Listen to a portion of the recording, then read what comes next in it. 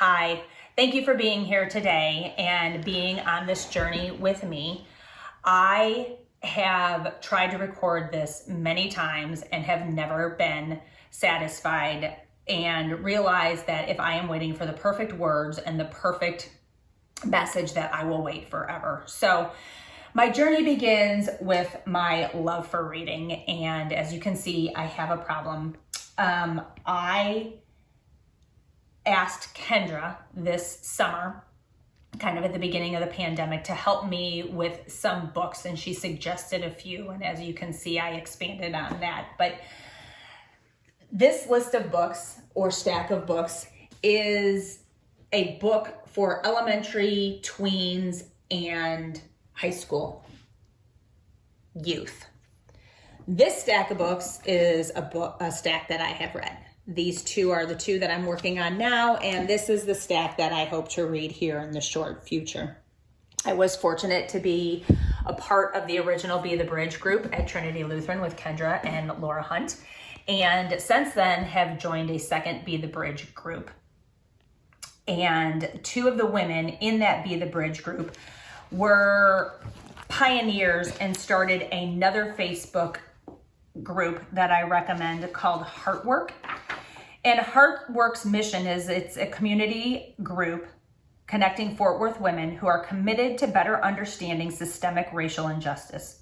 Through this understanding, we are able to confront our own bias and privilege and work collaboratively together to create a more just and equitable society.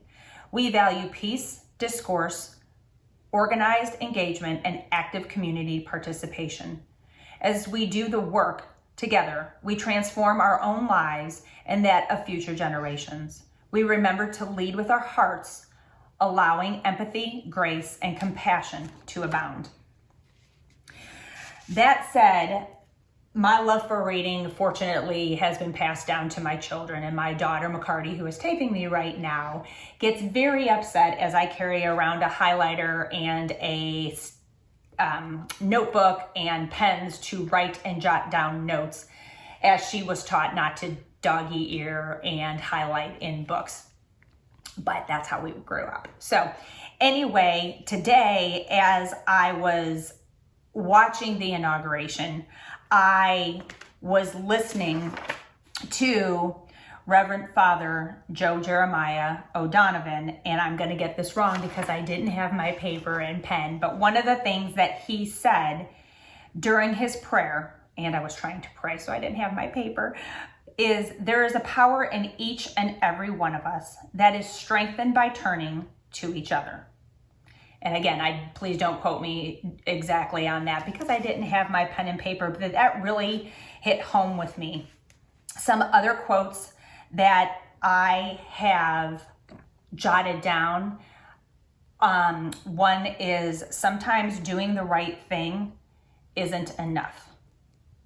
Sometimes doing the right thing isn't enough. I'm going to come back to that one. A Be the Bridge quote that I am familiar with, and that the author, McCarty, you may have to help me open You have to press the home button. Press the home button. This is the old phone. This is Latasha Morrison, who is the author of Be the Bridge. If we avoid hard truths to preserve personal comfort or to fashion a facade of peace, our division will only widen. Jesus can make beauty from ashes, but the family of God must first see and acknowledge the ashes. Another quote that I read just yesterday was from the elementary music teacher at my son's school, and she shared that they were talking about Martin Luther King Jr., and one of I believe it was a first grader, said, "Why would people make laws to separate us?" Why would people make laws to separate us? So going back to what I said originally, sometimes doing the right thing isn't enough. Sometimes doing the right thing isn't enough. And my hope through reading and being activists and educating yourself and going on this journey with Trinity Lutheran as we continue not only to move forward through Be the Bridge, but expand our commitment to these talks on Wednesdays and Sundays, is to have enough people who do the right thing enough that it is enough. If we have enough people doing the right thing, that someday will be enough. Thank you.